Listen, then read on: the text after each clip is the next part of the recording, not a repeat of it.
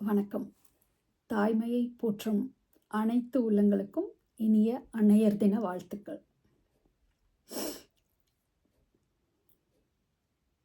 தாய்மை, தாய், மதர், அந்த ரோலுக்கு நம்ம எல்லாரும் சொசைட்டியில் நிறைய எக்ஸ்பெக்டேஷன் வச்சுருக்கோம், நிறைய டெஃபினிஷன் வச்சுருக்கோம், நிறைய கேரக்டரிஸ்டிக் ஃபீச்சர்ஸ்லாம் வச்சுருக்கோம். ஆனால் இந்த list of characters, expectations, demands, ideas, இது எல்லாத்துக்கும் உட்பட்ட ஒருத்தவங்க தான் தாயா? அப்படி கிடையாதுல்ல. நம்ம அம்மா அவங்களுடைய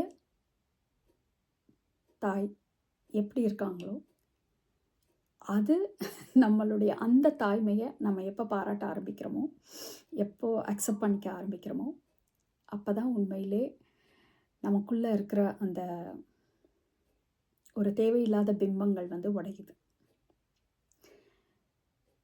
அதே மாதிரி நிறைய தாய்மார்கள், யங் மதர்ஸ்,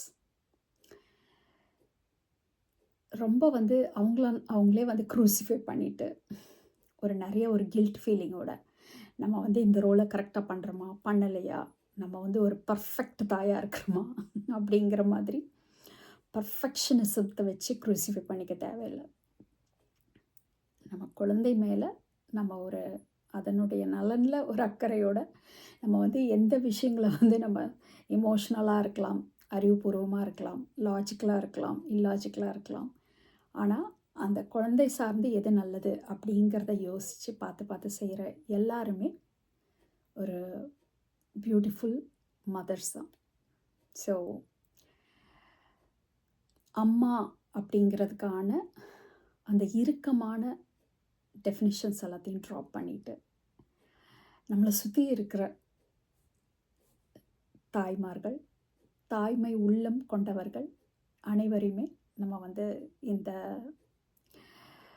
அன்னையர் தினத்தன்னைக்கு செரிஷ் பண்ணுவோம், அப்ரிஷியேட் பண்ணுவோம், செலிப்ரேட் பண்ணுவோம் அப்படிங்கிறது தான் என்னையோட ரிக்வெஸ்ட் மெசேஜ்.